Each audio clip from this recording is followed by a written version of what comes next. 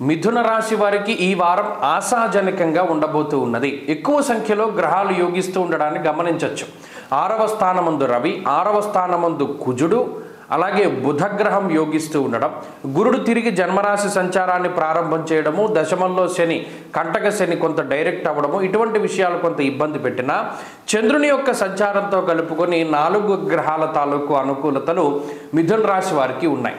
షష్ఠేరవౌ సుసౌఖ్యాదిన్ యత్ర కార్యార్థ సాధనం అన్నది శాస్త్రం. అటు రవి యోగించడం, కుజుడు ఏ భావానికైతే ఆయన కారకత్వాన్ని వహిస్తున్నారో ఆ భావంలో ఆయన ఉండడం, శత్రునాశనాన్ని, రుణగ్రస్తమైనటువంటి జీవితాన్ని ఆ రుణగ్రస్తం దాని నుండి బయటకు తీసుకురావడము, అలాగే శత్రు పలాయనము అంటే శత్రువులు మీ నుండి దూరంగా వెళ్ళడము, అలాగే శత్రువుల యొక్క బాధ తగ్గడము, అలాగే అనారోగ్య సమస్యలు తగ్గుతూ ఉండడం, ఇటువంటివన్నీ కూడా చాలా విశేషించి మిథున రాశి వారిలో కనబడుతూ ఉంటాయి. ఓపిక పెరుగుతుంది, శక్తి పెరుగుతుంది, అంటే సహనం పెరుగుతుంది, వెయిట్ చేసేటువంటి పరిస్థితులు ఉంటాయి. పలానా కొన్ని సందర్భాల్లో గతంలో మనం ఇంత వెయిట్ చేయలేము, మనకింత ఓపిక లేదు, మనకి సహనం లేదు అనేటువంటి పరిస్థితులను దాటి చాలా ఓపికగా ప్రతిదీ వినగలుగుతారు, ప్రతి పని చేయగలుగుతారు. అలాగే కుటుంబ సంబంధమైనటువంటి ఫంక్షన్స్కి అటెండ్ అవ్వగలుగుతారు, చాలా ధైర్యంగా ఉండగలుగుతారు, తల ఎత్తుకుని జీవనాన్ని సాధించగలుగుతారు. ఎక్కడైతే అవమానాల బారిన పడ్డారో గతంలో అటువంటి వాటిని ఛేదించుకుంటూ బయటకు వస్తారు మిథున రాశి వారు. ఆర్థిక పరిపుష్టి ఉన్నది. ప్రత్యేకించి సంపాదించినటువంటి ధనమంతా కూడా కొంత అప్పులు తీర్చడానికి ఖర్చు అయినప్పటికీ కూడా కొన్ని సందర్భాల్లో ధనం మిగులుతుంది. మిగిలినటువంటి ధనాన్ని కుటుంబ సభ్యులకి ఆనందంగా ఖర్చు పెట్టగలుగుతారు.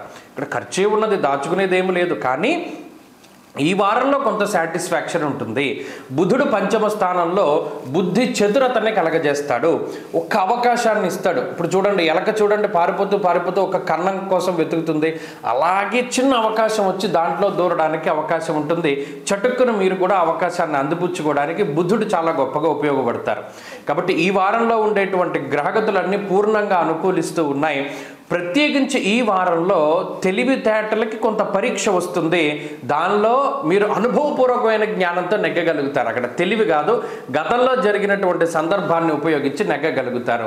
అలాగే వాహనాలు, గృహములు, బంగారము, వస్తువులు, వస్త్రములు, ఇటువంటి వాటి అమ్మకాలు, కొనుగోలు లాంటి విషయాలన్నీ కూడా ఈ వారంలో ముందుకు సాగడానికి అవకాశం ఉంటుంది. అలాగే ఉద్యోగ, వ్యాపార, వ్యవహార, వ్యవసాయాది విషయాలన్నీ కూడా అనుకూలంగా ఉన్నాయి. మరిన్ని అనుకూలమైనటువంటి ఫలితాలు ఈ వారంలో సాధించడానికి ఈ మిథున రాశి వారు ఈ వారంలో ఎక్కువగా దక్షిణామూర్తి యొక్క ఆరాధన చేస్తూ ఉండడం చెప్పదగినటువంటి సూచన. ఈ వారంలో కలిసి వచ్చేటువంటి రోజు మంగళవారంగా చెప్పవచ్చును. అదృష్ట సంఖ్య 2, అదృష్ట వర్ణము లేత ఎరుపు రంగు. తదుపరి కర్కాటక రాశి.